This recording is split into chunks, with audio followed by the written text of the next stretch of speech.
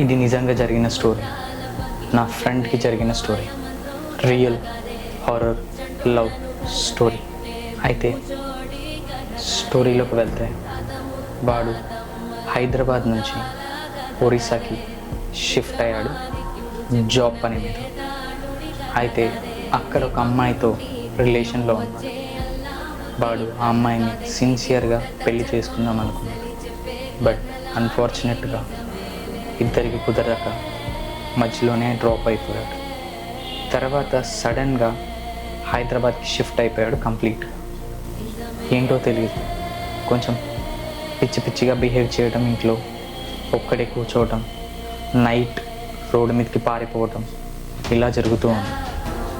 ఆ ఫ్యామిలీ చాలా రిచ్. తర్వాత వాళ్ళ ఫ్యామిలీలో కొంతమంది ఏదో దయ్యం పట్టిందని, ఏదేదో అయిందని అనుకుంటూ ఉన్నారు. అయితే వాళ్ళ ఫ్యామిలీ వెళ్ళి పూజారులని, మంత్రగాళ్ళని కలిసింది. వాళ్ళు ఏం సజెస్ట్ చేశారు అని అంటే, వీడు ఎక్కడికైతే వెళ్ళాడో ఆ స్టేట్కి వెళ్ళి కొంచెం వేడి కోసం రీసెర్చ్ చేయమని చెప్పింది. వాళ్ళకి మైండ్ బ్లోయింగ్ నిజాలు తెలిసాయి. ఆ బ్లాక్ మ్యాజిక్ చేపించింది ఆ అమ్మాయి అని తెలిసింది. వీడు బయట ఎవరికి బట్టలు ఇచ్చేవాడు కాదు, ఆమె వాడి బట్టలు ఉతికి ఆరేసేది. ఆ ప్రాసెస్లో వాడి బట్టలతోటి, వాడి జుట్టుతోటి ఆమె బ్లాక్ మ్యాజిక్ చేసిందని వాళ్ళ ఫ్యామిలీకి తెలుసు.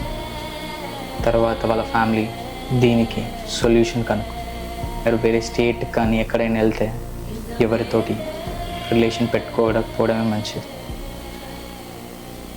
ఎందుకంటే ఇలాంటి సంఘటనలు ఇంకా చాలానే ఉన్నాయి.